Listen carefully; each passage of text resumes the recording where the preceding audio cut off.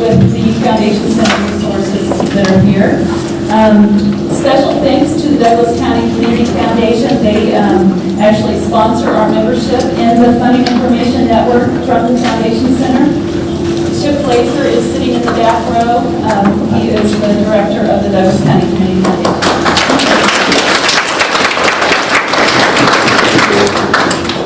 Before we begin, please notice the table by the door where there's water and a couple of clipboards. You can sign up to receive the Grants Connection newsletter from the library and notices from the Foundation Center also.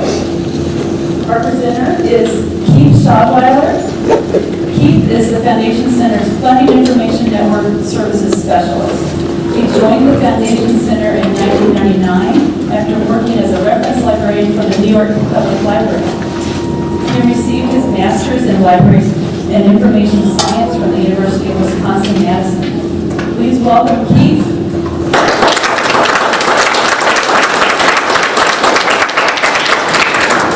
Thank you very much, Shirley, and welcome everyone. Thanks for coming out today. As Shirley mentioned, my name is Keith Schadweiler. I am the Funding Information Network Services Specialist, which probably doesn't mean a lot to you, so I want to explain a little bit about that first. And to do that, I think I need to put it in context by explaining a little bit about the Foundation Center. Just a quick show of hands. How many of you have heard of the Foundation Center before?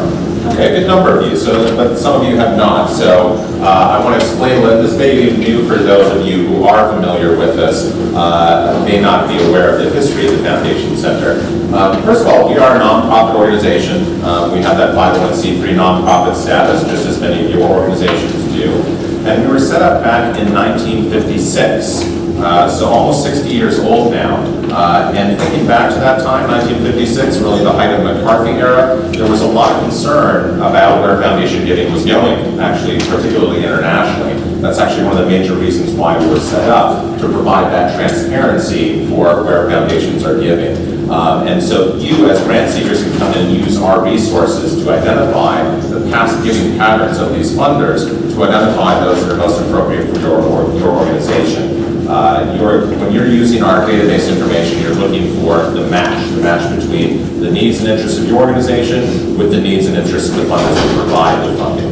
And that can come by subject, of course, if you're interested in health, education, the environment, whatever it might be. Also, who it is that funds in your particular geographic area. Not only where you're located, but also where your programs have an impact beyond where you're located. And also by the kind or type of support that you may be seeking. So for instance, if you're looking for a building project, we're in a brand new library space here. I was here about three or 4 years ago, actually, when the old building was here. So it's a great facility you have here. But again, the building renovation is a type or kind of support you can search on. If you're a brand new organization or looking for funds for a new project, seed money might be another type of support that you can search on. Donated equipment, capital campaigns, these are all kinds or types of support you can search on separate from the subject area. And our database allows you to, again, find those matches based, again, on subject, geography, and type of support. So we have 5 libraries. We are headquartered in New York, but we also have libraries in Washington, D.C., Atlanta, Cleveland, and San Francisco. And then beyond those 5 libraries, we have an international network. Actually, we're in 13 countries now, including the United States. More than 480 locations where you can come in and get free access to a core collection of resources that we produce, including the Foundation Directory Online, which if you're familiar with the Foundation Center, you're probably familiar with Foundation Directory Online. It's really our main fundraising database research tool that you can use. And it's available by subscription if you wish to access it from your home or office, but by coming in here, it's going to be free for you. There's also a separate database for individuals called Foundation Grants to Individuals Online. So if you have any students in the family that are looking for financial aid to attend school, individual artists, and then there's some other categories that would fall into this as well, but it's more designed for individuals who are seeking funding. And then the third database, which is brand new, and which we're going to demonstrate for you here a little bit later on today, is called Foundation Maps. And it essentially is taking our data and presenting it to you in a visual way, and allowing you to visualize patterns of giving, and where giving is going to geographically. So we're going to demonstrate that a little bit more later on. But again, we have those 5 libraries, New York, DC, Atlanta, Cleveland, and San Francisco. Our international network of funding information network locations where you get free access to that core set of materials, including those databases. But beyond the databases, there are also some print publications. There are some print directories for people who prefer print. Although generally, if you feel comfortable using a computer, I would advise you using our Foundation Directory Online database. It's going to be much more up to date. But there are those print directories if you prefer. There are also some proposal writing books. The Foundation Center's Guide to Proposal Writing, which is really the basis for the first part of today's presentation when we go over the proposal writing information. Takes a proposal, breaks it down into its individual components, and kind of walks you through how to put together a winning proposal. Speaking of winning proposals, there's another proposal writing book also available here at this location called The Grant Seeker's Guide to Winning Proposals. And that book is a little bit different in that it contains actual proposals that were awarded by funders, and there's commentary from those funders about what it is that they liked about that particular proposal, what it is that drew them to fund it. So you get a little bit of insight into the mind of the funder as to what works. And so that book is also available here. I should also point out, if you have time, I'll demonstrate this for you a little later on. But you can also get a lot of those actual proposals with commentary from the funders by going to our website, grantspace.org. And GrantSpace is accessible anywhere. Anywhere you have access to the internet. You don't have to be a subscriber. You do not have to be here in the library. You can get access to that anywhere. And again, I hope to have some time to show you that a little bit later on. But then we also have some nonprofit primer books, things like Foundation Fundamentals, which talks about the basics of foundations, securing your organization's future. One that I particularly like called After the Grant, which talks about that phase of the process. A lot of people think when you get the grant, that's kind of the end of the story, and really it's just the beginning of a relationship that you're building with a funder. So that book addresses that phase of things. And there's a whole number of other materials that are available here in this library related to philanthropy, related to grant seeking, which can be found here for free. So again, you have access to the databases and those books at this location, and the more than 480 locations that we have worldwide. But in addition to that, these locations are also doing training. So you have access to training at these locations as well, and then also staff expertise. So we have staff at each of these locations who are receiving training from us, who are well versed in the materials, so that you're not left to fend for yourself. You have someone there that you can consult with to assist you in your grant seeking efforts. So you have the benefit of having the location here, our Funding Information Network location here at the library. For some of you who may have drove in from some distance, I do want to point out we do have other locations as well beyond this one. Again, we have 480 worldwide. We have Jeff Imparato here from the Topeka, Topeka and Shawnee County Public Library. It's also available there, and we have 2 locations, actually 3 locations in Kansas City, including both Missouri and Kansas. And we're located really in a number of different places. And again, I want to show you a little bit later where you can find perhaps the closest location to you, for those who may have driven in from some distance.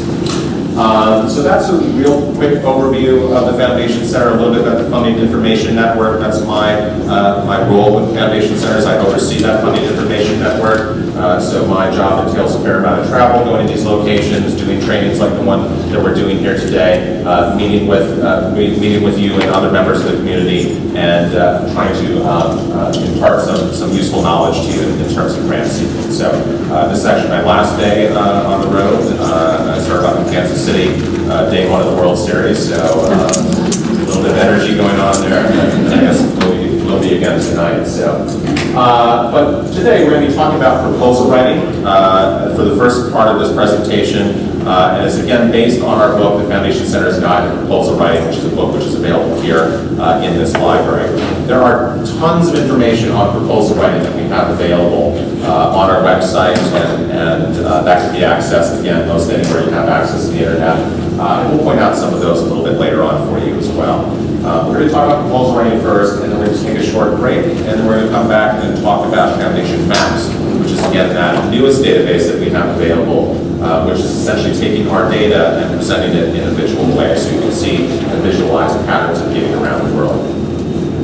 So with that, before I guess really get started, are there any questions about anything? Yes? How are you funded? Very good question. How are we funded was the question.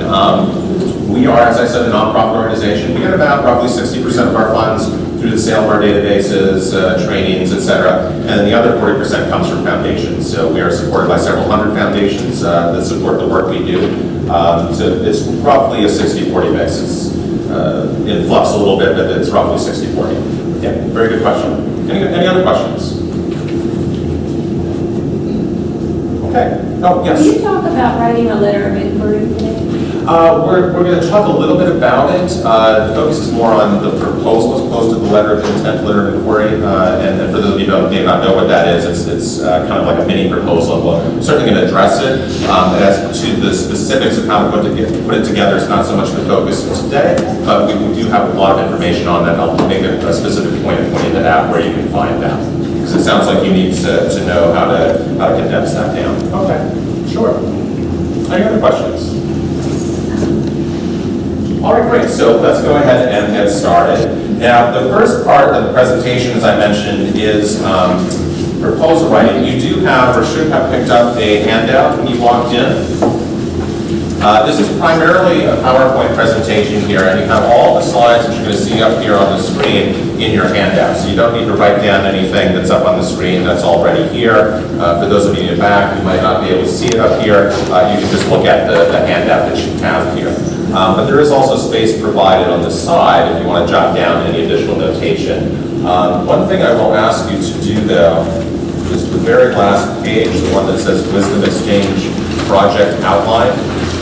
You can just go ahead and actually tear that off, because we're going to be referring to this throughout, sort of as our case study for, again, putting together a proposal. So we're going to talk more about that as we move forward.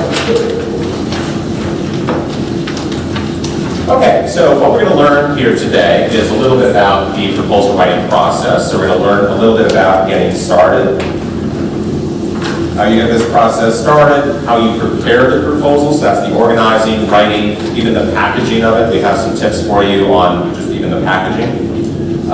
Submitting the proposal, and then also what happens next, both in the best case scenario where you do receive the funding and a worst case scenario where you don't receive the funding. We have some tips for you for both of those scenarios. Really a lot of this process is about communication with the donors, and that both the yes and the no relate to communication. We're going to talk more about that as well. The next slide you see here is really a basic outline of the process. You have initially the planning phase where you're planning what it is you're trying to do. What it is that your organization is trying to do, what need in the community you're trying to address. And so you're planning out, again, what you're going to do, how you're going to do it. Then you have the research phase where you're using things like the Foundation Directory Online, our database, to identify potential funders for your organization, again, based on the match, based on subject, geography, type of support, also dollar amounts. For instance, if you're looking for a relatively small grant amount, probably not looking for foundations that award $1 million grants, at least not initially. So the dollar amount is another way to help identify the match. But the research phase, where you're really looking at which funders are the best partners for what we're trying to do. And then you have the writing phase, where you're putting together the proposal itself. And then you have the communication phase, where you're communicating with those with the funder. And hopefully, by the way, that's taking place throughout this process. It's not necessarily sequential like that, but hopefully that's taking place throughout the process. But this is really just to point out that the proposal writing piece of this does not stand alone. I think a lot of people have the idea that you write a proposal and you just kind of shoot it out to everyone with a mailing address, and what we call the shotgun approach. And that's really not the best way to do this. Your efforts are better spent in doing the research and identifying which funding partners are most suited for your project or for your organization. So this is, again, just really put it in context. The fact that, again, the proposal, while an important piece of this process, is not the only piece. So part one, getting started. Here we're talking a little bit about the planning process, again, seeking out why we're doing what we're trying to do and how we're going to do it. And we're also looking at researching potential funders for the project or for the organization. So first of all, one of the most important things to have in place is to make sure that the organization has the 501c3 nonprofit status or equivalents. Is anyone here not part of the 501c3?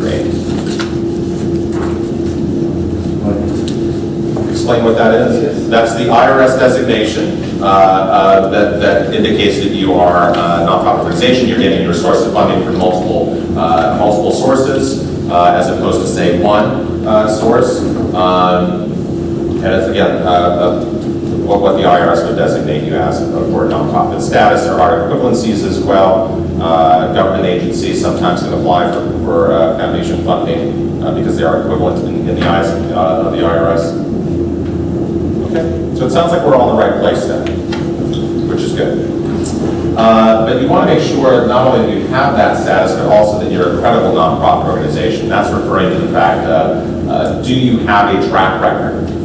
Do you have a board of directors to exercise oversight? And what connection do they have to the organization, to the community? What background do they have? What are they bringing to the table? If you don't have the 501c3 nonprofit status, there is something called fiscal sponsorship, which is a legal agreement you'd be entering into with an organization that does have nonprofit status, and it can essentially, it essentially makes it so that you're searching for funding as a nonprofit. The funds are actually distributed to your fiscal sponsor, the nonprofit, and then redistributed to your organization or to you, usually with a percentage taken out for their administrative costs. But that is another option for those who might not have that. And again, we have a lot of information on our website about fiscal sponsorship if you're want to learn more, and I'm certainly able to talk to you more about that afterwards as well. Also thinking about what kind of support you need. Is it project support, or is it more general operating support, things to keep the lights on, rent, or is it more specific for a project? As I said before, you can use our database, Foundation Directory Online, to identify more than 40 types of support that funders have indicated they provide. So you can identify the best match between your organization and organizations providing the funding. Also, do you have enough time for this process? There is no one answer to this. How long does it take? Because it's going to vary from funder to funder. There are some funders who may have their board meet once a year, and if you fall on the wrong side of that date, it could be a full year before those funds become available again. So it does vary from funder to funder, but on average, we say about 6 to 9 months for this process to take place when you first begin this until when you receive funding. But again, it does vary quite a bit from funder to funder, so it really depends on the individual funders you're looking at. Let's talk a little bit about the planning phase now, which is again where you're planning out really what it is you're trying to do. So what is the purpose for which you're seeking the grant? How much are you seeking? What do you plan to do? How do you plan to do it? How much time is it going to take? Is it a finite project, or is it something you intend to go on for some time? So you have the information gathering stage here. So you're gathering together all that information and answering those types of questions. Again, the what, the how, the why. Project concept and relevance. So there should be some connection between what it is you're seeking funding for and the mission of your organization.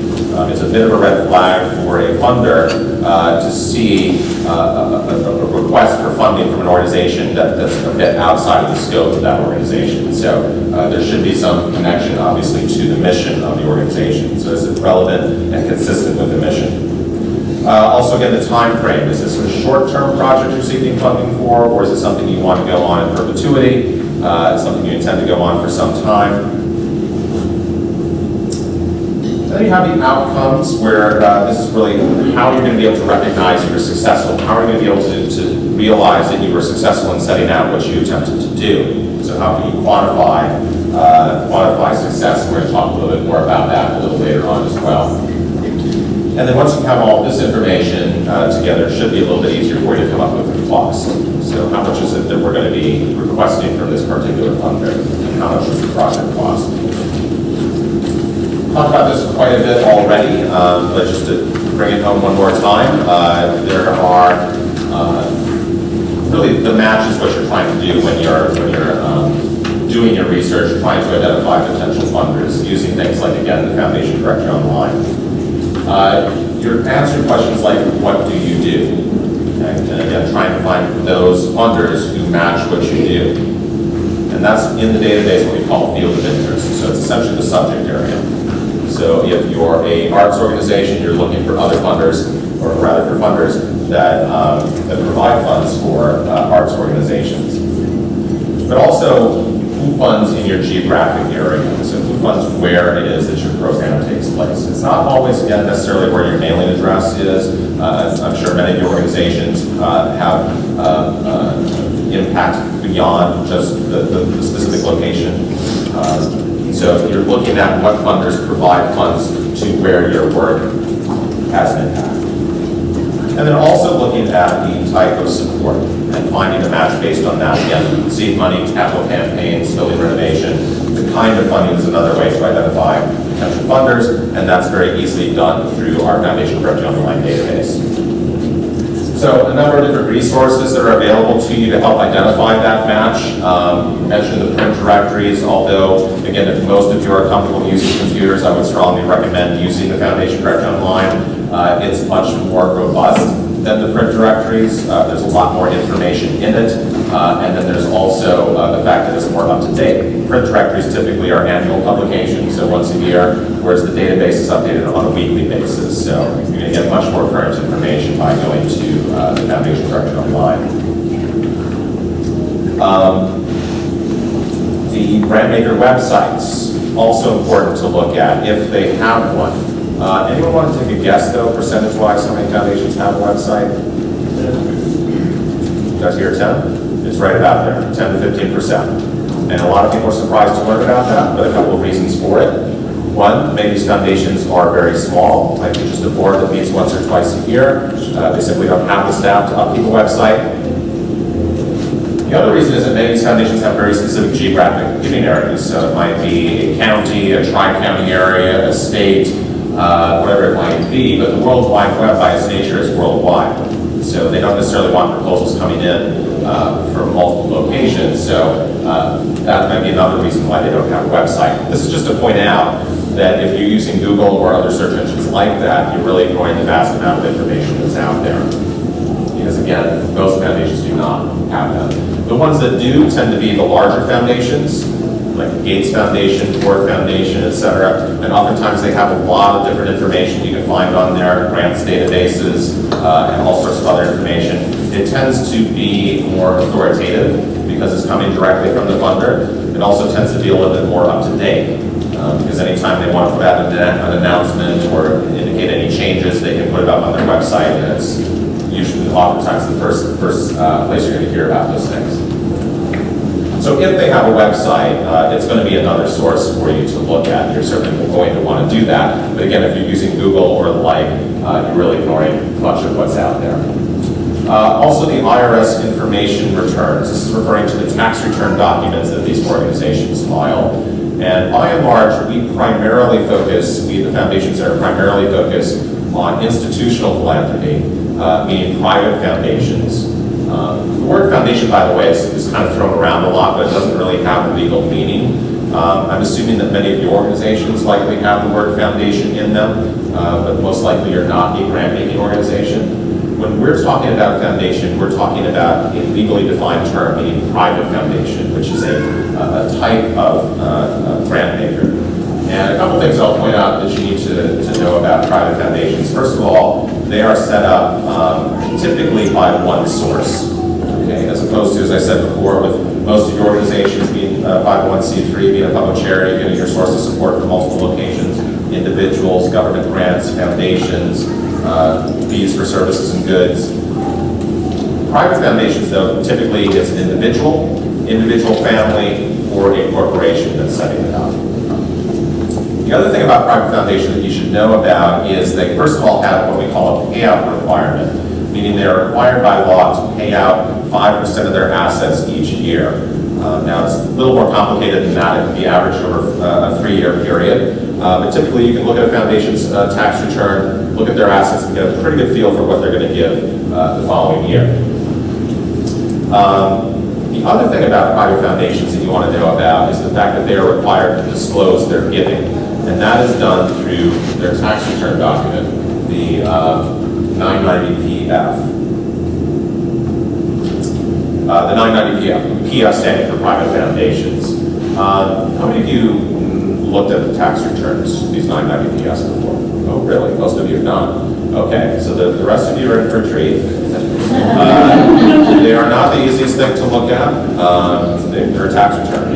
But there's important information in there beyond just the grants listing. But oftentimes, especially for smaller foundations that don't have that website, that don't publish an annual report, oftentimes the tax return is the only place you're going to find a complete grants listing. And that's important because typically where a funder is funded in the past, that's going to be the best indication of where they're going to fund in the future. Yes? Is there a time limit of when, after the fiscal year, they have to publish that? They can file for extensions just as we can as individuals, so it depends.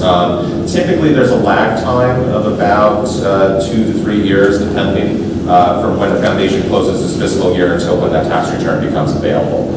So oftentimes, when you look at some of the tax returns that are available, you're going to see right now maybe 2012. Occasionally, you'll see 2013 at this point, but again, typically there is a couple of years lag time, and that's why again, looking at things like websites, if they have one, is going to be a more current source for you, or if there's any news items or other sources where this information might be gleaned from. But in terms of a complete picture for most foundations, the tax return is going to be it. Page 11 of the return is where they have an opportunity to list those grants. Although oftentimes when you go there, it's only a half a page they give them. It's going to say see attachment X, and then you have to go find that attachment. So, but that's the first stop is that page 11. Now, in our database, Foundation Directory Online, you can go to our, before I say that actually, you can go to our website, anywhere you have access to the internet, and go to search for these tax returns. But there you have to know the name of the organization in order to search for it. But by going into the Foundation Directory Online at the professional level, which is the top level of the database, by the way, and what you have access to here at this library, you will get the ability to search within the tax return documents. So you can go in and type in healthcare or arts education or in the environment, whatever it is that you want to type in. And it's going to search those tax returns by keyword. And it's going to then, in theory, you're searching all grants given because you're searching all of these tax returns going back to 2006 at this point. The reality of it, though, is that once you start looking at some of the tax returns, you're going to find that even though they have the requirement to list out all the grants, sometimes it's just the name of the grant maker, the grant amount, and that's it. Not always a descriptive detail. But oftentimes there is, and even if there's not, sometimes even the name of the organization can give you a little bit more information about the funding focus of a particular funder. So it's another useful tool for you in your arsenal for identifying potential funders. But again, the IRS information return of the 990PF tax return document, very important document to be aware of. And just realize, again, you can search them on our website, anywhere you have access to the internet, and within our database you can search them within the documents by keyword. And the Foundation Center's training programs, I mentioned before, we do a lot of training in a lot of different areas, just focusing on proposal writing. We have some online tutorials that you can look at. We have some knowledge-based articles or FAQs, frequently asked questions, which talk specifically about things like letters of intent, letters of inquiry, and other aspects related to proposal writing. There are also training opportunities on there as well. Now, they're listing trainings taking place in our offices, also at our Funding Information Network locations, and there are also webinars that you can participate in as well. Now, some of them are taking place at a particular day or time, and you would log in live and participate that way. But if it works better for your schedule, there are also recorded webinars available, and those you can view really anytime, anywhere that you have access to the internet. So there's a lot of proposal writing information on our website. I hope to get to some of that in just a little bit, but it also includes some training options. So we have also a separate course on the budgeting part of the proposal proposal budgeting basics, which gets into that a little bit more than we're going to touch upon today. But that will all be available to you on our GrantSpace website. Okay, so now let's talk a little bit about preparing the proposal.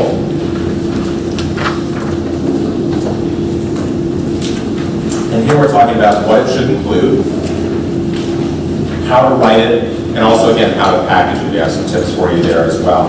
And the first piece of advice that I can give you in terms of writing or preparing the proposal, typically you're going to have multiple people contribute to the proposal, but it's usually best to have one person do the actual writing.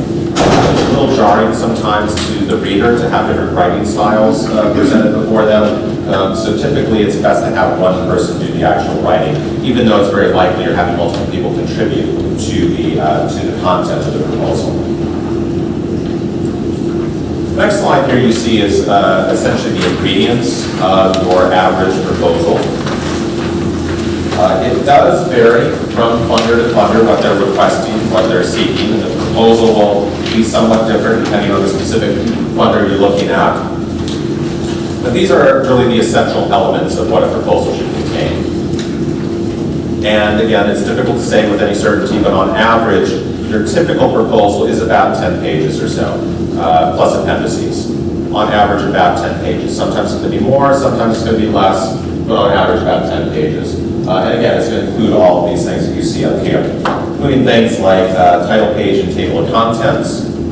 So here's the organization name, project name, the time frame for which your project is taking place, and then also the dollar amount. Some people are a little shy about putting that dollar amount up front, but that's what we're here for. So don't make it difficult for the funder to find out how much you're actually looking for.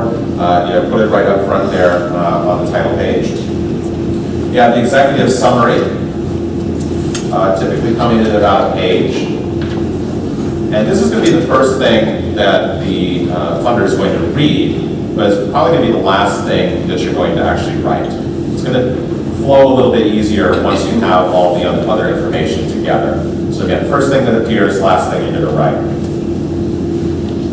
Then you have the narrative, which includes things like the statement of need, coming in typically about 2 pages, and here's where you're addressing what is the issue, what is the problem that our organization is attempting to address. Here's where things like statistics or demographic information are going to come in handy. And then you also have the project description, which is really the meat of the proposal, because this is talking about how it is that your organization is going to address the need that you've just identified in the statement of need. And then you have organizational information, typically about a page there. Then you have the conclusion. Like a lot of writing projects, you say what you're going to say, you say it, then you say what you said. A couple of paragraphs summarizing the key points. Then you have things like the budget and any appendices or supporting materials, although foundations tell us keep them light. Don't throw every single press clipping that your organization's ever been written about, every single brochure that your organization has. Keep them light, keep them relevant to what you're seeking funding for.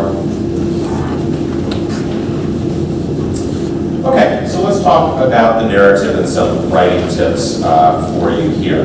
First of all, it helps to begin with an outline. It starts to help organize your thoughts a little more logically.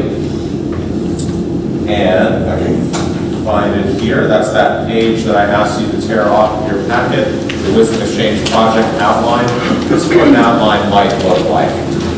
So it's identifying all the key areas that need to go into the proposal and providing to you in an outline form. And we'll refer back to this quite a bit, as I said, as we go through this. But again, begin with an outline helps to organize things a little more logically. Naming your project, not necessarily a deal breaker, but it does help to brand the project in the mind of the reader, in the mind of the funder. So not necessarily a deal breaker, as I said, but something you can be thinking about, certainly. And it's something you can pepper throughout the proposal. Keeping the language clear and simple, one of the number one piece of advice, again, that we hear from foundations. Try and keep it as clear and simple as possible. Use action words like build or strengthen. and also avoid jargon or acronyms. Acronyms sometimes are a little hard to avoid, but if you do use acronyms, just make sure that you define what they are for the reader. Don't assume that they necessarily know what you're talking about, so make sure that it's defined if you are going to use acronyms. But generally, it's useful to avoid those or avoid jargony terms that are maybe very specific to your field that again, a funder may not necessarily be as well versed on. And then revise and edit. Again, you might want to set aside the proposal for a week or so, come back to it with a fresh mind. You might want to have someone else in your organization read it. Maybe somebody's completely outside of the organization read it. If it makes sense to them, it likely will make sense to just about anybody. So you have that revision and editing process built in as well.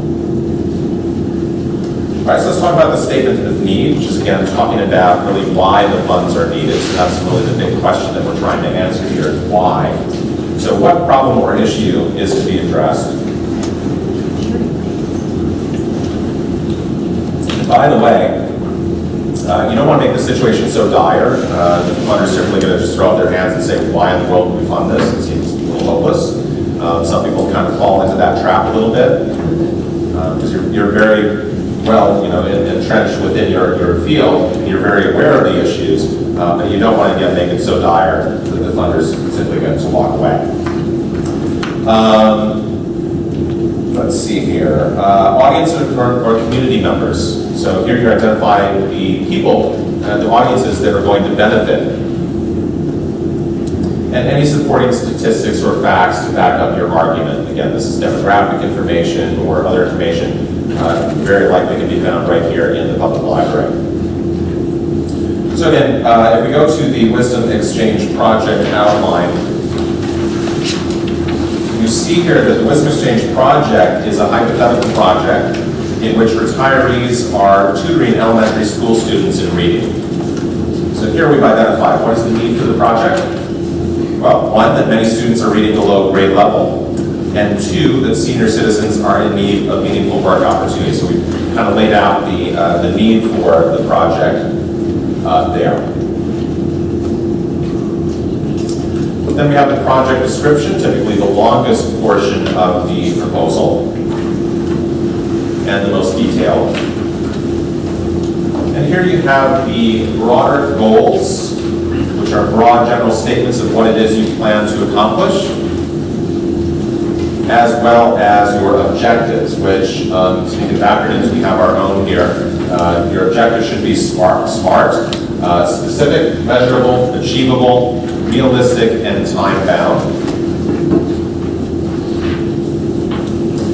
And again, just in terms of the difference, this is what you're going to use to help identify whether you were successful or not. The goals are talking about the broader goals, the broader statements of what again you're trying to do, and the objectives are more specific. So going to the Wisdom Exchange project, you're going to see that the project has two goals.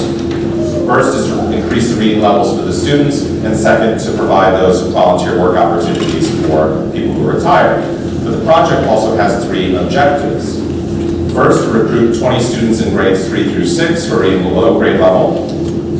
Second, to increase the reading levels of at least 75% of those students by one grade level in 1 year. And third, to recruit and train 20 seniors as tutors for 1 year. So the example there is showing pretty clearly the difference between the goals and the objectives. The goals, again, fairly broad. The objectives are specific. They have numbers attached to them. So they're quantifiable and measurable. Continuing on with the project description, you're going to talk about the methods.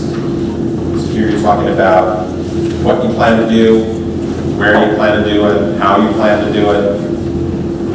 And again, going back to the Wisdom Exchange project, you can see here that the methods will include engaging one retiree to tutor one student for 2 days a week for 1 year. And the tutors will be volunteers from a place called the Madison Community Center, and the students will come from school number 27. So they're detailing a little bit more about how we plan to execute this project. Also staffing, particularly those who are in charge of the project leaders, project managers. What credentials do they have? What it is that they're bringing to this table? And think throughout the entire organization, from the executive director through volunteers. Everyone has something that they can potentially contribute. backgrounds that they have that may be relevant to what you're seeking. So again, think throughout your organization what talent or benefits we have from your staff.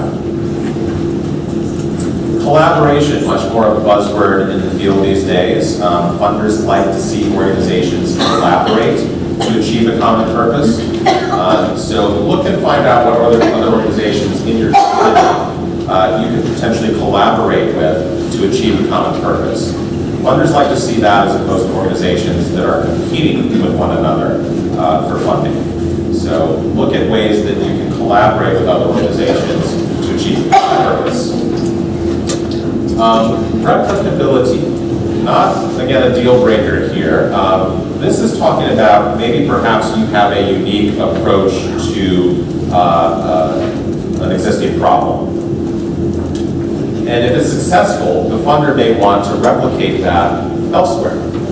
So it's something to be thinking about. Again, not necessarily relevant for everyone here, but if you can think of, again, things that are unique to your approach, and if it's successful, that might be something that can be replicated elsewhere. Continuing on with the project description, then we want to talk a little bit about the evaluation. And here it is where how it is that you're planning to measure whether you were successful or not. And you have the formative evaluation where you're analyzing the project, or I'm sorry, the process rather. Typically it's done after the project is completed. Then you have the summative evaluation where you're measuring the outcome for the project, and typically that's done during the project. So we go back to the Wisdom Exchange project here. We will see the outline proposes 3 different evaluation strategies.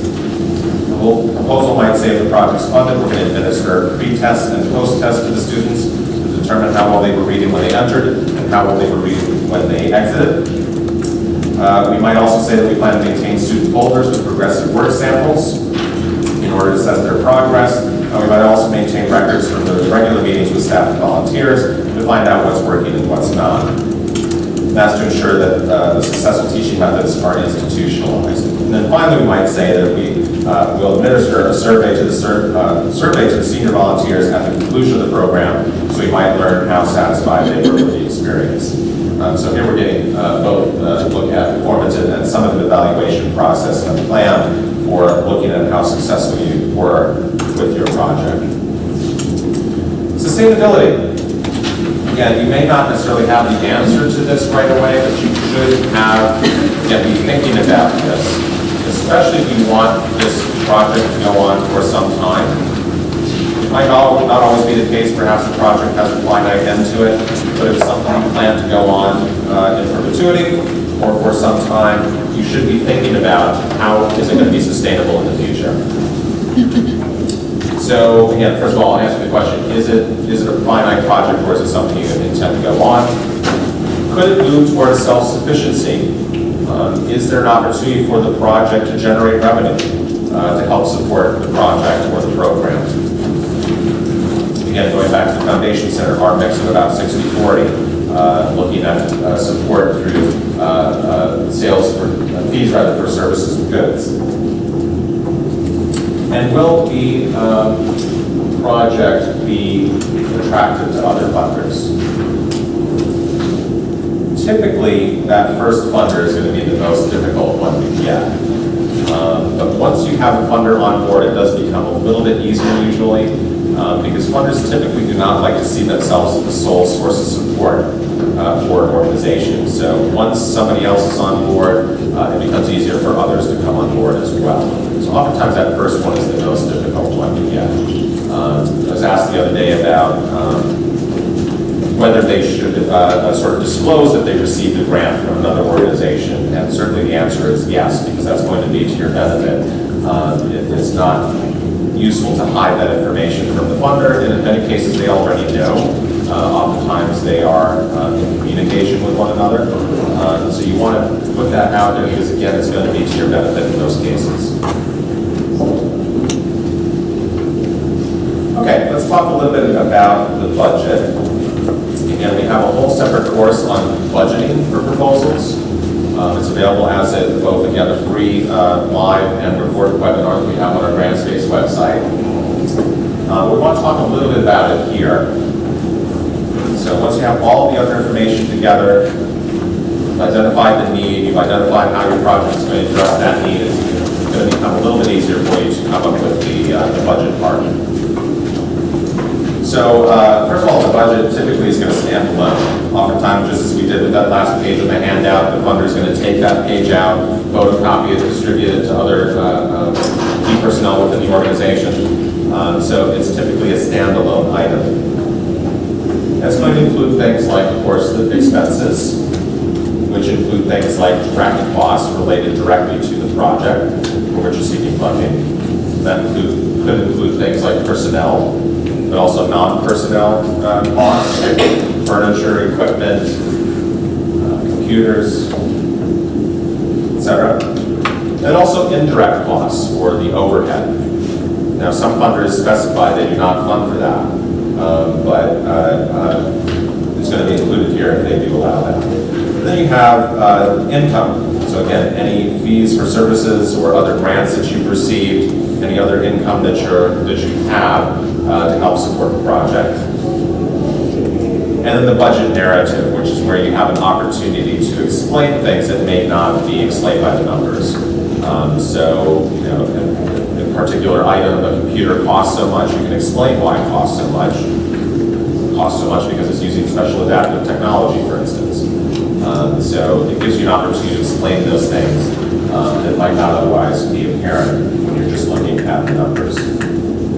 So again, going back to the Wisdom Exchange project, you will see here that if you add together the executive director's $3,000 and the project director's $14,000, the total for salaries that is going to be $17,000.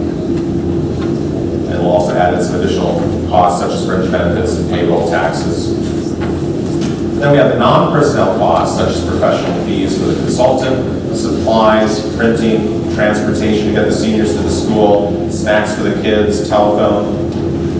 And when we add in all of that, our total for direct costs comes to $40,400. And we're also going to add an additional line for indirect costs, and we calculate that at 15%. So 15% to $40,400 comes to $6,060. And so the grand total then is going to come to $46,460.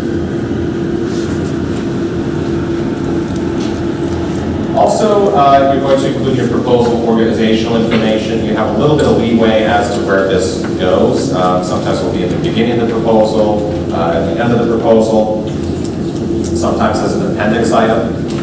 But wherever it goes, you should include, of course, the mission of your organization, a brief history of your organization, describing any programs that your organization operates, so demonstrate a proven track record of program delivery. And then also board and staff information, particularly those who are in charge of operating the project that you're seeking funding for. And then, as I said before, with any writing projects, you have the final appeal for your project or the conclusion. And here again, you're just summarizing a couple of sentences, paragraphs rather. What is your planning to accomplish, why it's important, and who is going to benefit. And try to be as specific as you can be when you're talking about who's going to benefit, as opposed to, say, the general public. Try and identify specific audience members or community members that are going to benefit from your project. So how is life going to be better for whom specifically? Then you have the executive summary, as I mentioned before. Once you have all this other information together, it's going to be a little bit easier for you to pull together the executive summary, which is going to appear in the beginning of the proposal. Well, it's the last thing we're really writing here. And you're going to include things that we just talked about before, the statement of need, the goals and objectives, cost of the program, the amount requested, and hiding that's right up front, and any background information on your organization. Then you have appendices and supporting materials, things like your IRS determination letter indicating to the funder that you are indeed 501c3 nonprofit or equivalent. Financial documents, things like an audited financial statement, although if you don't have that, in most cases your tax return will suffice. It's a slightly different tax return than the 990 PF, which we talked about before. It's called a 990. And if you didn't know, you probably should know that most of your tax returns are also public information. People can go to any website and pull that information up and be able to get to that quite quickly. That's why, say 15, 20 years ago, you used to hear a lot of these scandals erupt where a nonprofit executive was getting paid way out of proportion of the assets of that particular organization. Don't hear that as much anymore, in large part, I think, because of the fact that these tax returns are so freely available. And they changed the 990. And to change the 990. Board and staff information, also here, and then any supporting materials, things like, again, those brochures or press clippings, although keep them relevant. Not every single press clipping, not every single brochure. One thing we have also heard from funders that they do not like to see are videos or DVDs. They typically don't look at them, so you can just avoid that. And then in terms of packaging the proposal, you're going to have the cover letter referencing any recent contact. Again, hopefully this isn't the first point of contact with the funder. Sometimes it will be. But hopefully not. Hopefully you have an opportunity to communicate with them via email, via phone, maybe in person. So reference any recent contact that you may have. The request for funding, which is going to indicate why are you approaching this funder? How is it that your organizations match? And how is it that you're joining together to accomplish common purpose? And also the dollar amount would be in there as well. Then you have the proposal contents, so the reader can again essentially know if there's anything missing. And then offer to meet, if you haven't already, answer questions, gives you an opportunity to provide them with additional information, puts a face to a name. Obviously that's ideal if you can do that, but it's not always the case. And then you have the proposal itself and any of those appendices or supporting materials. Your proposal should be signed by your executive director or chief operating officer, not your proposal writer. The chief operating officer, again, executive director. And then also in terms of packaging, typically paper clips or binder clips are good. Staples, not so good. Because again, oftentimes funders are taking this apart and photocopying and distributing it. So you can avoid staples. Also, the 3-ring binder, it might look a little nicer, but actually most, again, times they're just taking it right out. Hopefully it's going to a recycle bin, but it's just going to the side. It's not necessary. So you can avoid the 3-ring binders, you can avoid the staples as well. Now, there may be some variations on the proposal process. It does depend on the specific funders that you're looking at. It's not always going to be a traditional proposal that's being asked for. It might be that they have an online application form, for instance. The Verizon Foundation, they only work with online applications. It can also be what's known as a common grant application form, which is where a group of funders have gotten together, created an application form that they use. So if you've identified one of those, you will need to find that. So we do have a list of those on our website. You can find many of those there. Similarly, an individual funder may have its own application form. If that's the case, typically you need to get that from the funder directly.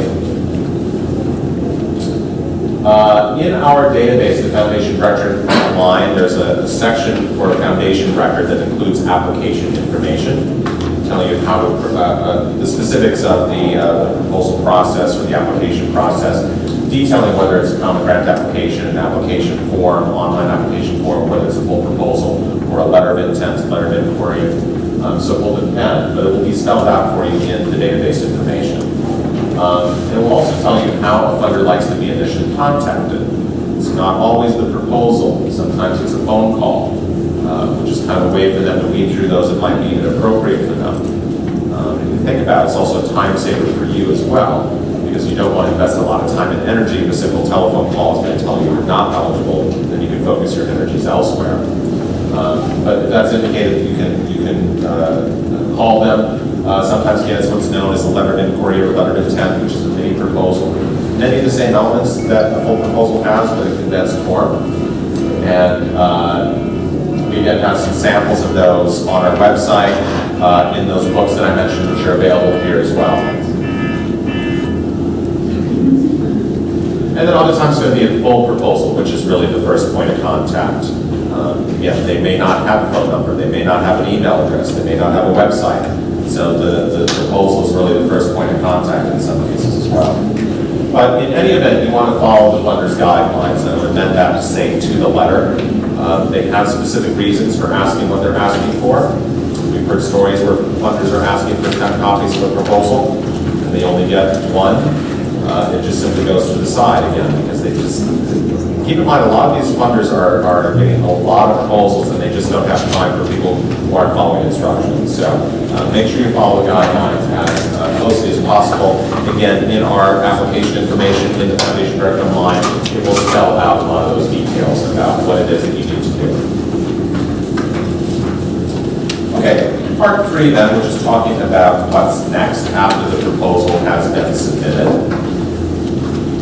First of all, don't be afraid, maybe a week or two after you submitted the proposal, to contact that funder. Did you receive the proposal okay? Were there any questions that you had about it?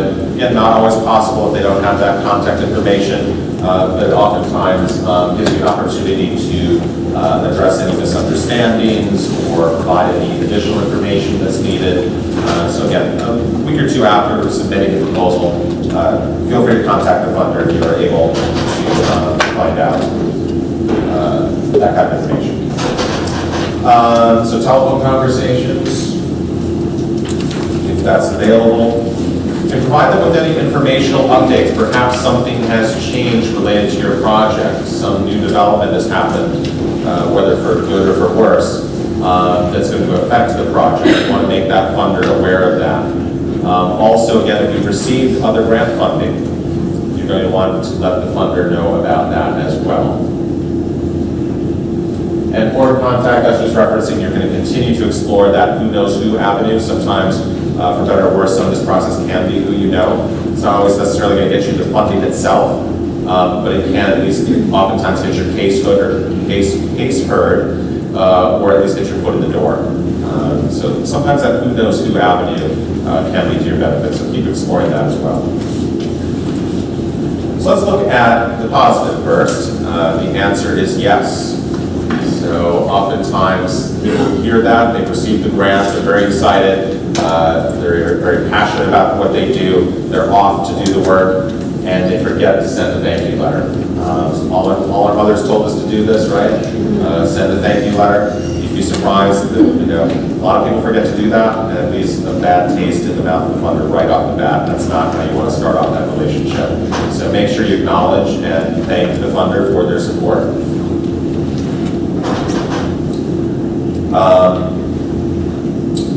Keep the funder informed.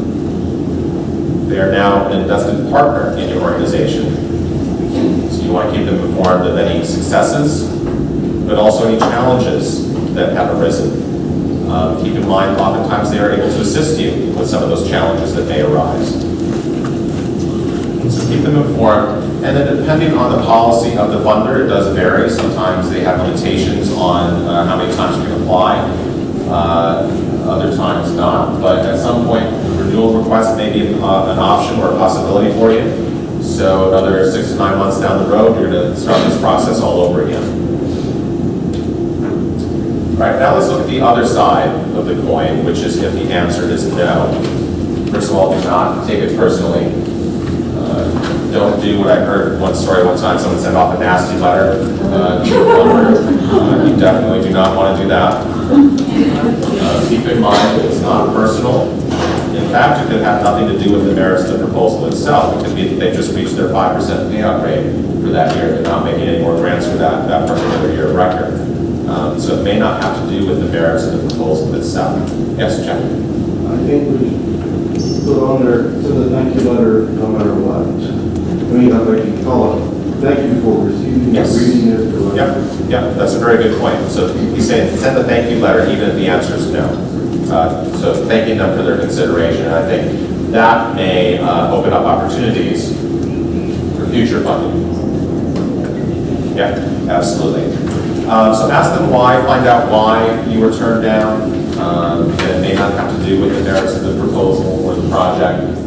Ask about future funding. Is this something that might be possible down the line? If not, move on and seek other prospects. No point in beating a dead horse here. At some point, you're just going to move on.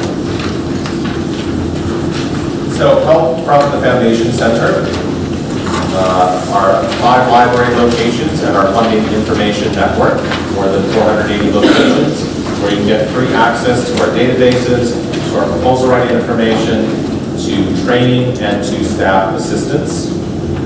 Funding research resources, things like the Foundation Directory Online, our proposal writing courses, which again, there are fee-based courses taking place in our offices and other locations. There are free courses, both in person as well as online, and online they're live and recorded, so all sorts of different options there.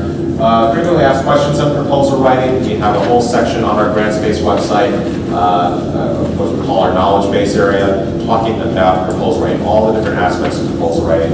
And then those sample documents, those actual proposals awarded with commentary from the funders, available as a book in book form, available here at this library location, also available on our GrantSpace website. Clarify that. We used to be called cooperative. Yeah. What he's referring to is on your handout. This needs to be updated. It says libraries, including cooperative collection level libraries. We just recently changed the name of this program. It used to be called Cooperative Collections, which really doesn't, I think, mean anything to all of you.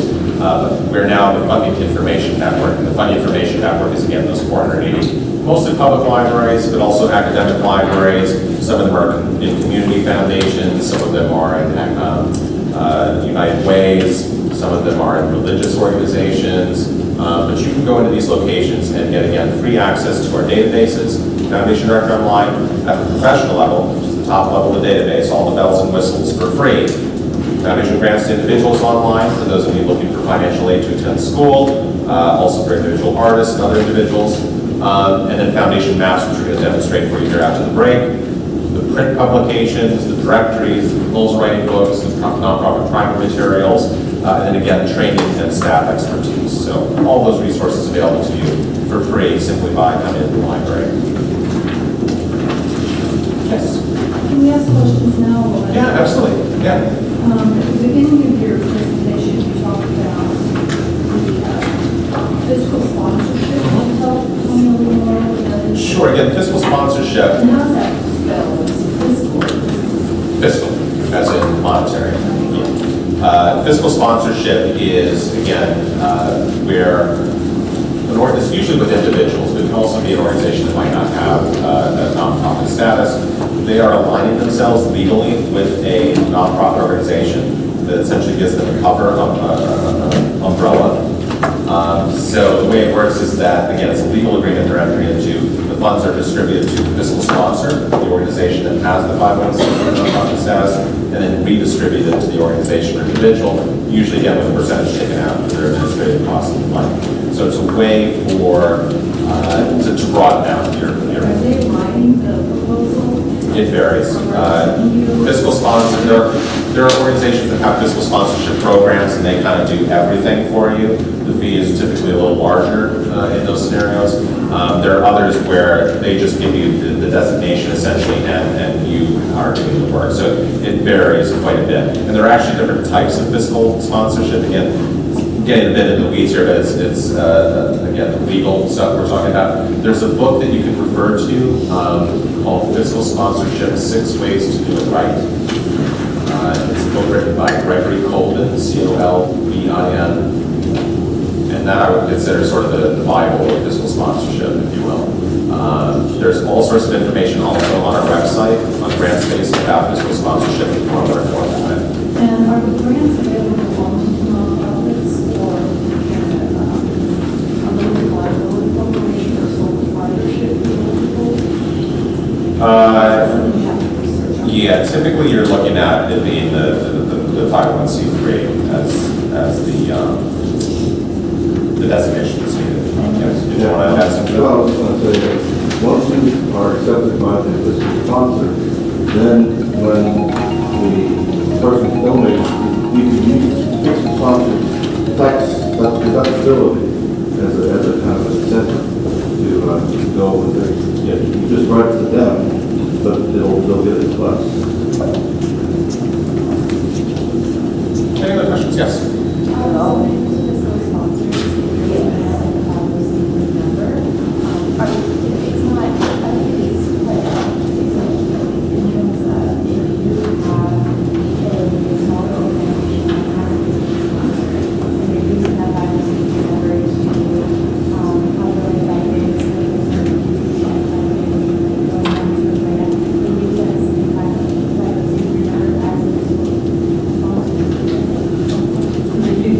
I'm not sure I quite understood, so I'm actually going to ask you to repeat it if I could, yeah. Yeah, okay, so essentially, when you have like a fiscal sponsor and you have a smaller organization under it, it's, what I'm asking is if the smaller organization is applying for benefits that require the 501c3 number specific to that nonprofit, do they have to claim as the nonprofit as the fiscal sponsor, or do they have to claim as their own organization? You know, their tax return?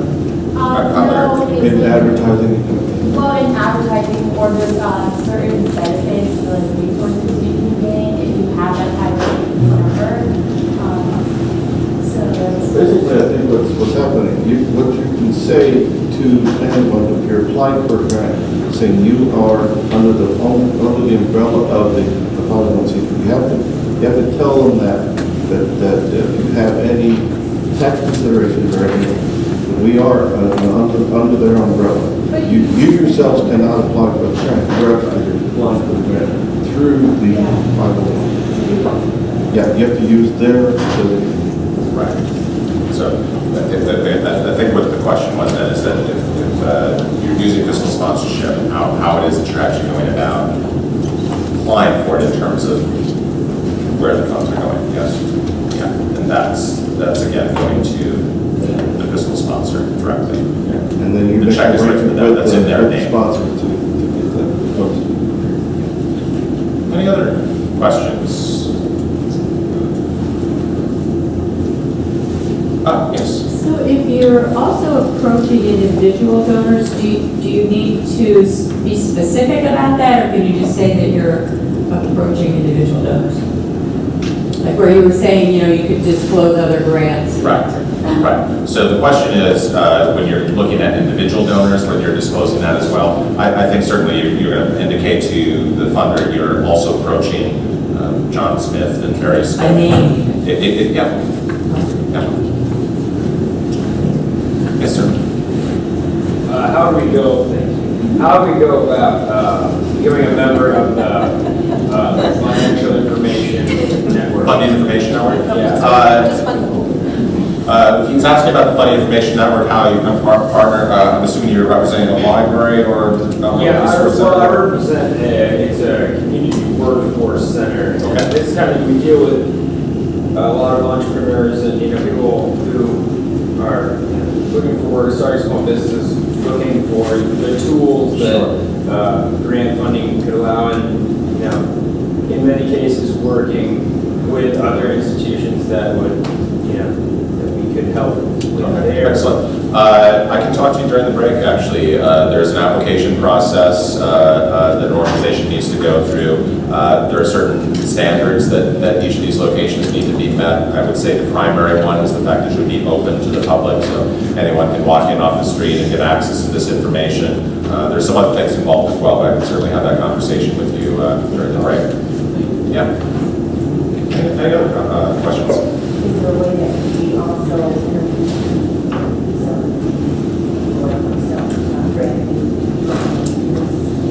How do you mean? just more information to be able to kind of contact that? So if you want to follow up and learn more, just generally about the Funding Information Network specifically? Okay, yeah, again, I'll talk to you both then during the break and give that information. Any other questions? I just wanted to mention I'm Marilyn Hull. I'm here from the Douglas County Community Foundation. I can also answer questions about fiscal sponsorship or the types of organizations that can apply for local grants. Excellent. Anyone want to take advantage of that?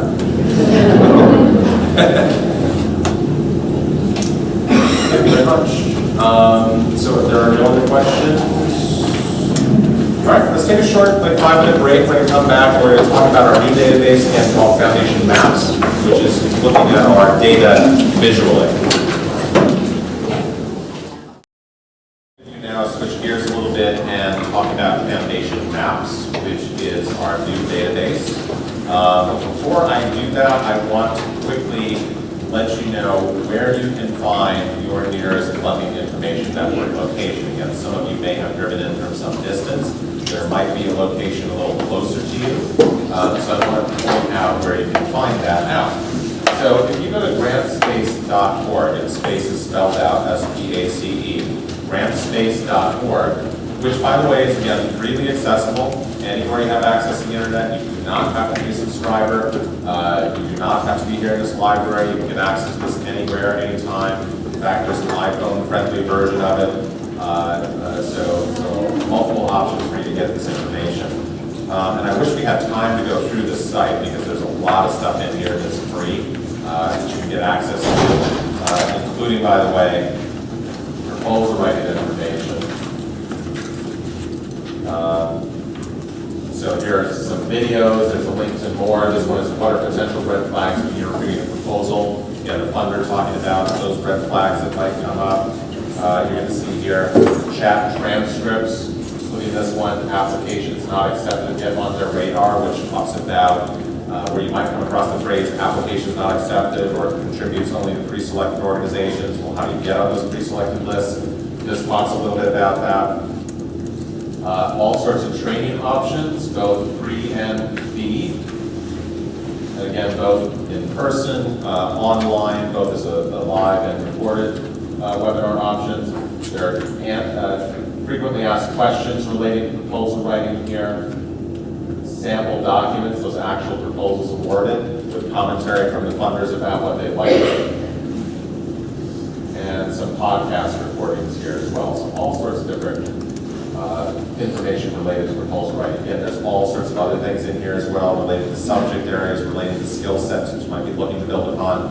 And we don't really have enough time to go through all of these, but I'll let you explore on your own. But I did want to point out those because they relate to most closely to proposal writing.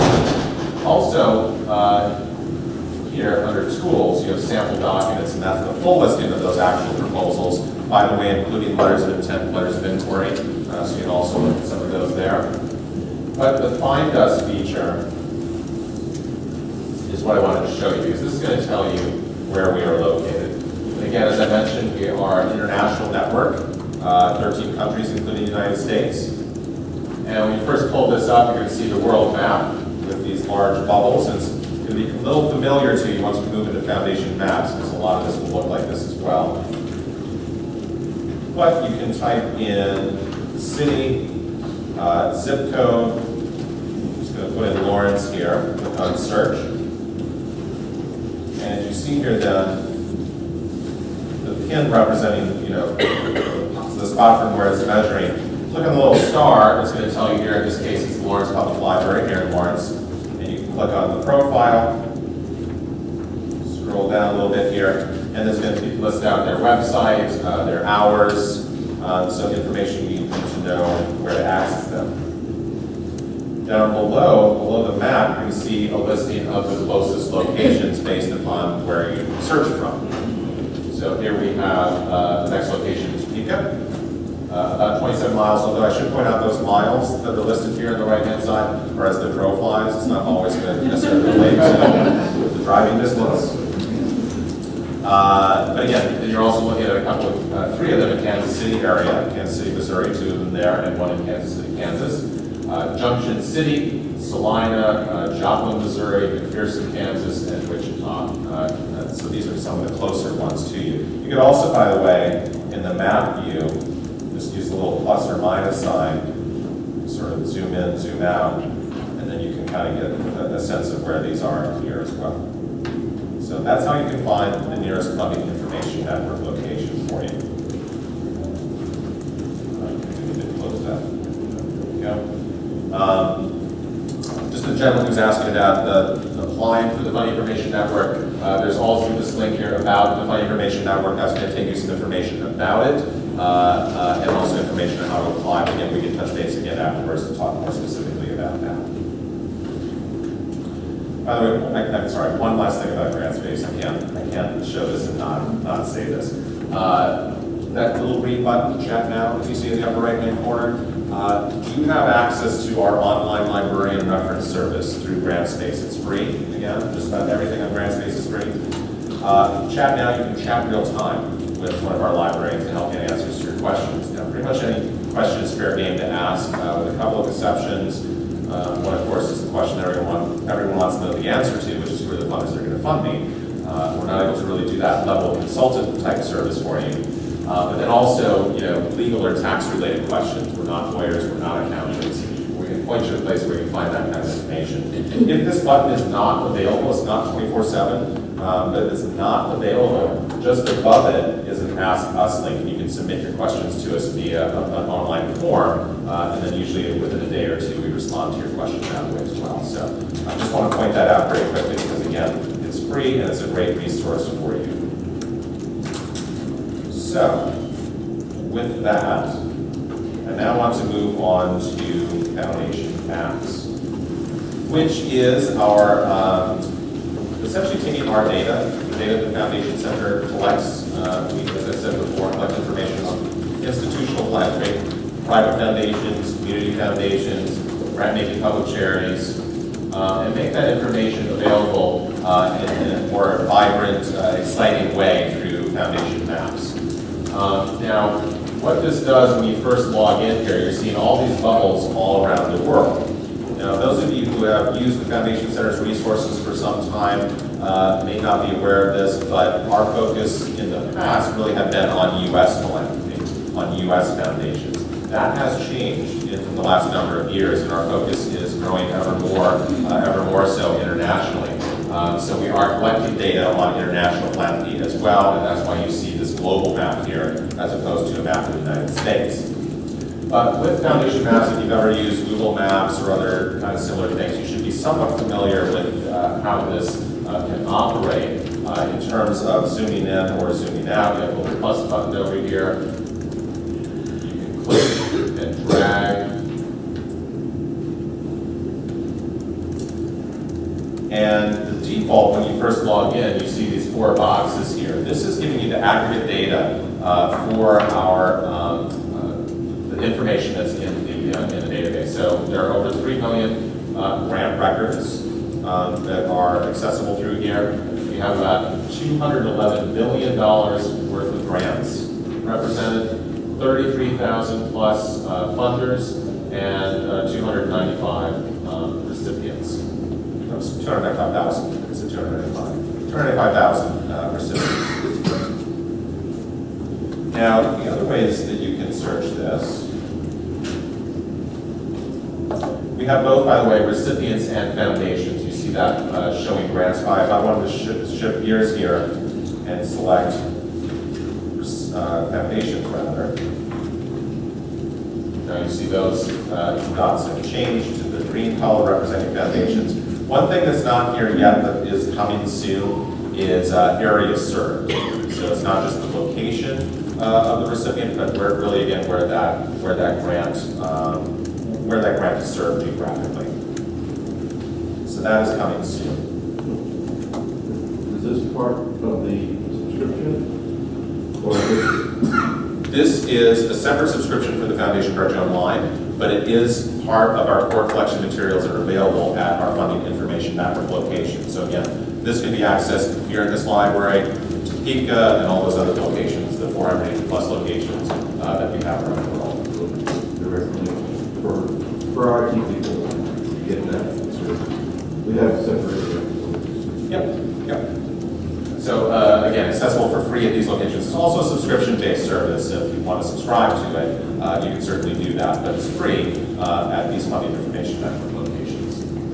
Okay, so again, the box is representing the aggregate data, and the showing grants by, you can sort of change the view location. We want to zoom in here on Kansas, and as you start typing things in, it's going to present you with a drop-down menu. I was not aware there was a Kansas, Alabama.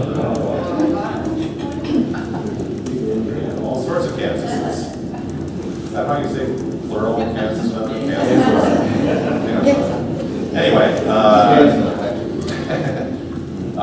here we see then a map of Kansas, and again, each of these dots representing, in this case, the recipients of the grants. And now you see the numbers in the boxes up above have also changed to reflect the search criteria that we've selected. So these numbers are representing the grants in the database given to organizations here in Kansas.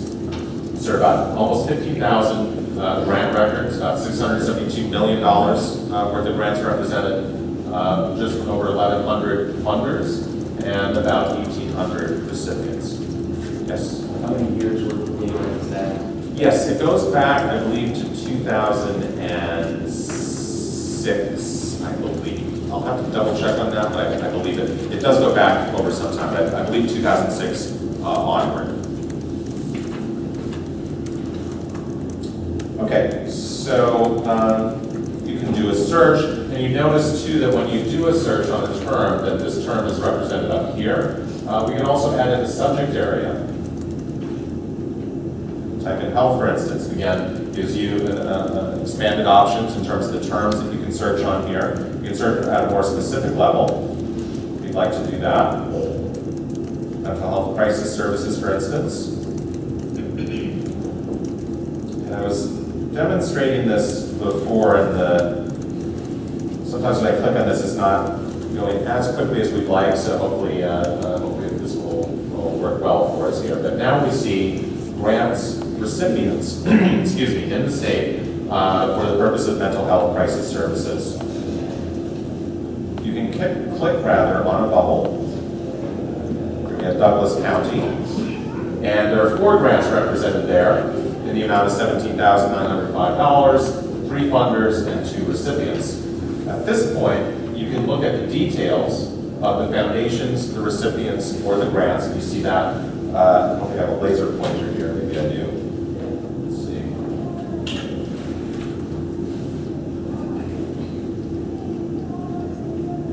There we go. Right here, the details. So you can select the details of the foundations, the recipients, or the grants. Let's look at foundations. So these are the 3. Kansas Health Foundation, located in Wichita, and the 2 others are located outside of the state. To look at the details of this funder, you click on that little details icon that you see on the right-hand side of the database, and it's then going to open up the record. There we go. The record for that particular funder, in this case, the Kansas Health Foundation. Now, this is not as extensive data as what you find in the Foundation Directory Online. Foundation Directory Online, you're seeing much more extensive information, things like application procedures, limitation statements, more extensive financial data, et cetera. But what you are seeing here is the data for the latest year of record. That's what this year end date is an indication of. As Jeff brought up before, there is oftentimes this lag time between the close of a funder's fiscal year until when that tax return becomes available. Here we have for the fiscal or the calendar year ended 2012. So that's the latest tax return document that we have. So that year ended date does not mean that the foundation no longer exists. It's just a reference of when that fiscal data is coming from. And you have the assets, the expenditures, the total giving, and the grants amount. You also have their contact information here. They do have a website in this instance. That's a resource for you there. But down below, we see the 2 grants that this funder has awarded to organizations in the county for mental health crisis services. You can then click on the detail icon here. This is one for given to Kansas Health Foundation, the DCCA Center back in 2011, just over $6,000. So when I click on that detail, and this is now the detail of the grant itself. So again, as it was indicated, just over $6,000 in 2011. The grant duration was for 1 year. Other times it might be a longer period. And a little bit of information in terms of the purpose of the grant. The terms have been signed here. So we have there's a grant for substance abuse treatment, population served substance abusers, and the grant description is down here. So you can learn a little bit more about what that specific grant was awarded for. Let me close, and every time you click on the detail thing, it kind of opens up a window within a window. So I'm going to close that. Oops. If I can get up there.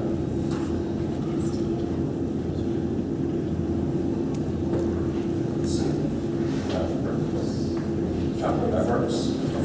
So I guess for some reason I'm having trouble scrolling up, but you can click on the outside of that window, it will close it. Yes? I'm curious what the $100 grant was for? Oh, where did you see that? I'm sorry. It was one of those three. $100 grant, yes. Yeah, that's kind of a small one. $10 million in assets.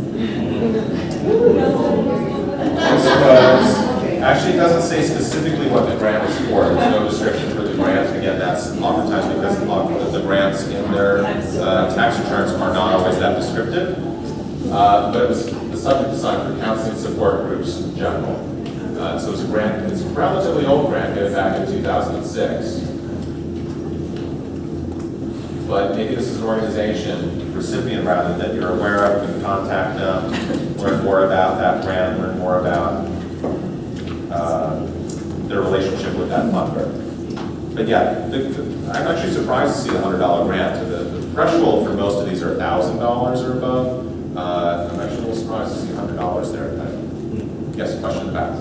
Yes, within the maps, I came late and may have already stated this.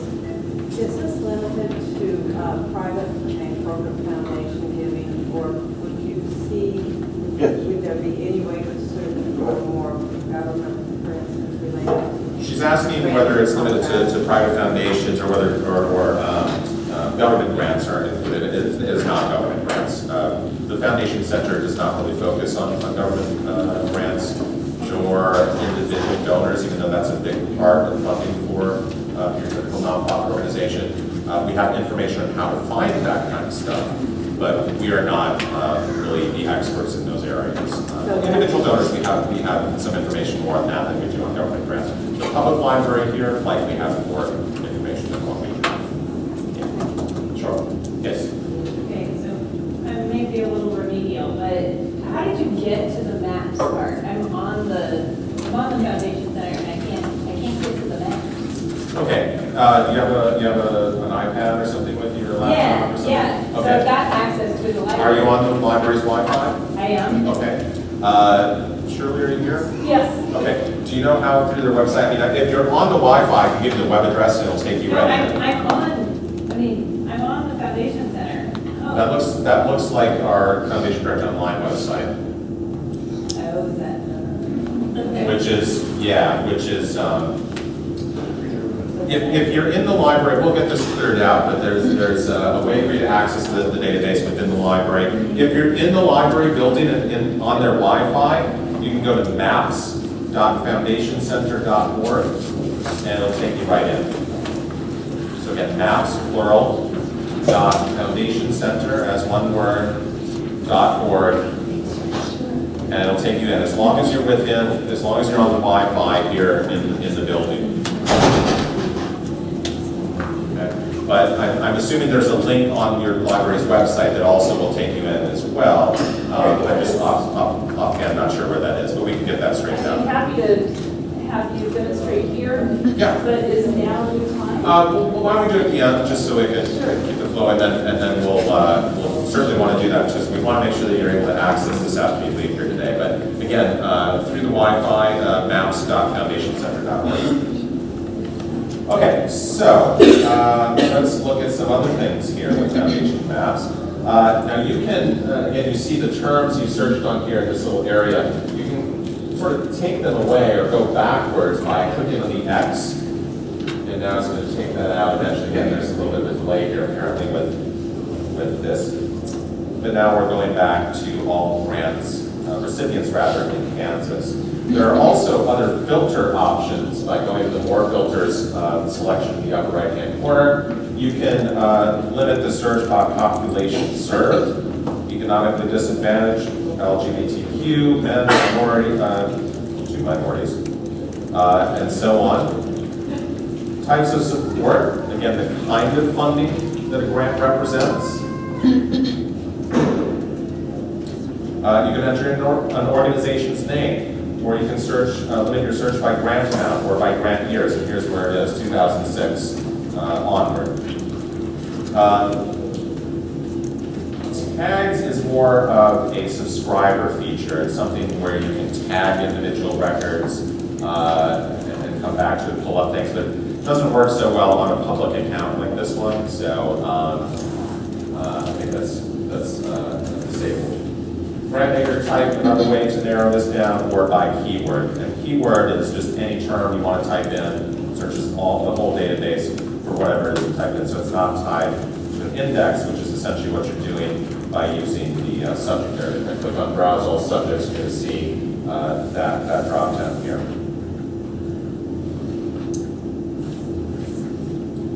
Okay, so another thing you can do here is on the left-hand side, you see the map view, which is what we're looking at now. But you can also click on list. And it takes a little while for it to go. There we go. And that's going to give you a list view. So here you see the foundations that have given in Kansas. The total dollar amounts, number of funders and number of recipients. You can click on the recipients tab, and that's going to be the recipient organizations, and then the individual grants, also in list view. So it's the same thing you were looking at before, but in a different context. So you can, again, click on the details. This is for a particular grant, and look at that grant information there.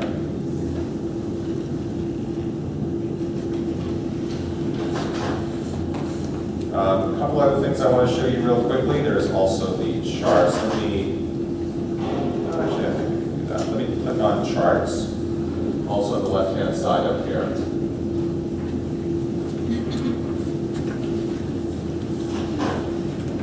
And right now you're going to see a graph giving you trends over time. Now what we've selected so far are grants and organizations in Kansas. And we could add in education and select that.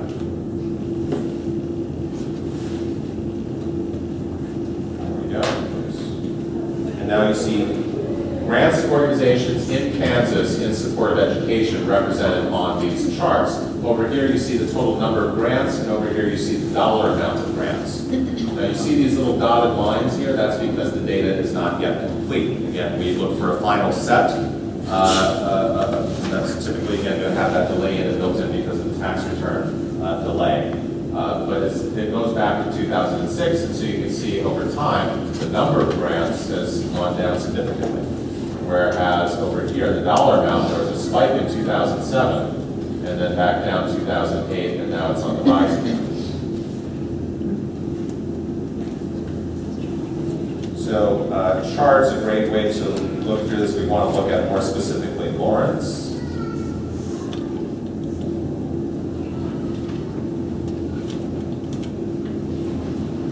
There you see, again, the trends over time. If you want to add in another subject area, say health.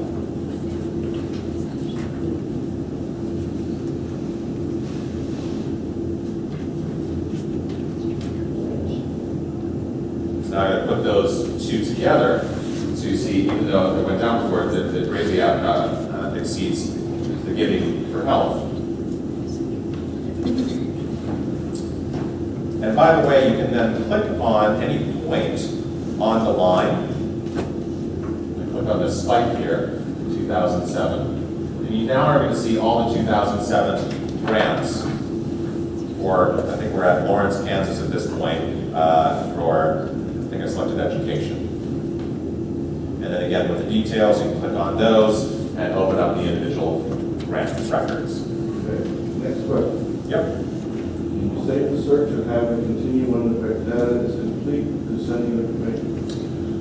There's not a reminder set up yet for, he's asking about when, basically a reminder for when the next year's data might be available, and at this time, I don't think that is available, although that's a great idea. So we'll take that back with me to New York for my colleagues there. Let's see. I'm going to exit out of this.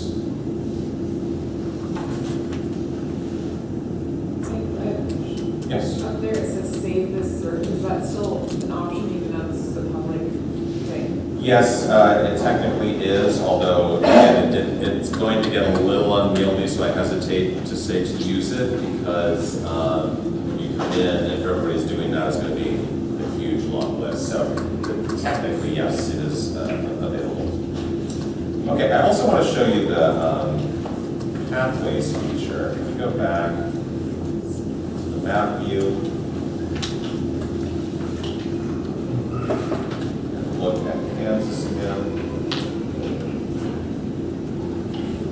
And subject with health. Health, if you spell it right.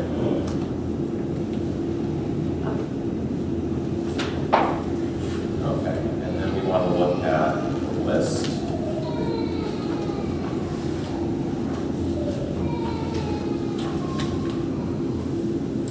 Okay, and in this view, on the right-hand side, you see the details icon, but also this little icon here, which is referencing our pathways. You see it's also an option on the left-hand side over here. Let's see if this will work. So I've selected the Kansas Health Institute.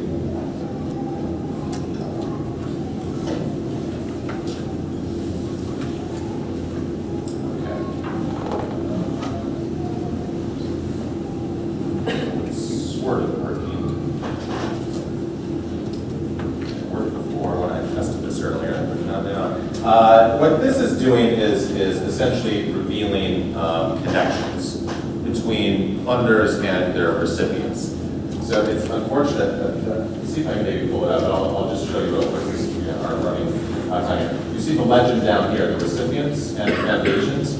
There should be a orange bar over here on the left representing the recipient organization, Kansas Health Institute. You can then look at the 3 foundations that have also provided funds to that organization. And you can move these around if you need to do that.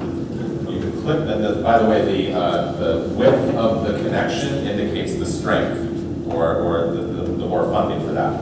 You can then click on any one of those streams, if you will, and you'll look at other grants given to that organization by, let's see, here we have grants where the grant maker is Kansas Health Foundation, where the recipient is Kansas Health Institute. The organization is based in Kansas in support of health. And then again, you can look at the individual grant records from there as well. Yes?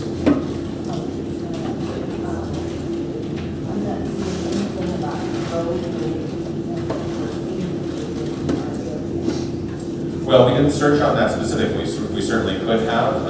It covers a wide range of topics, but yes, we were focusing more specifically on health more broadly. But I'm certain that there are also other terms in there as well. Let me just see if I can get this to work properly. 1 second. Did you see the time?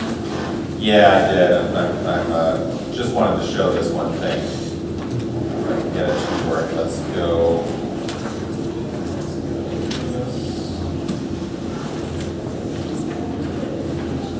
Well, we are approaching about 1 o'clock, so while we're hoping that this will work, I understand needs it. By the way, if you do need to go, there is a short little half-page evaluation form.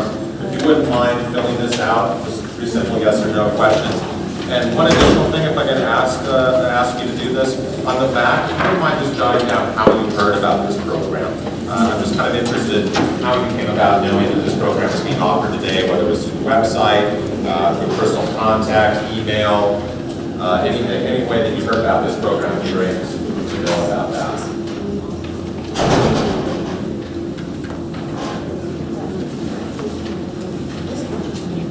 Thank you very much.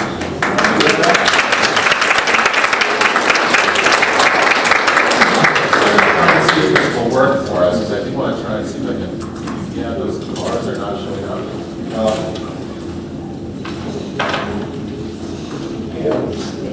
Explain this log to the right side, are those? Yeah, see, there's supposed to be, again, orange bars in between where you see that sort of blank column there. So it's looking at the original funder, or rather recipient that we were looking at, their connection to these funders, and then the Susan Thompson Bucket Foundation funded these 3 organizations, which unfortunately aren't listed yet. And then they were also funded by these organizations. So the idea is that you're looking at which funders have funded this organization, well, who else has funded that organization? So you're looking at connections and trying to look at. So with that, I'll just, at this point, thank you all very much for coming. Appreciate it very much.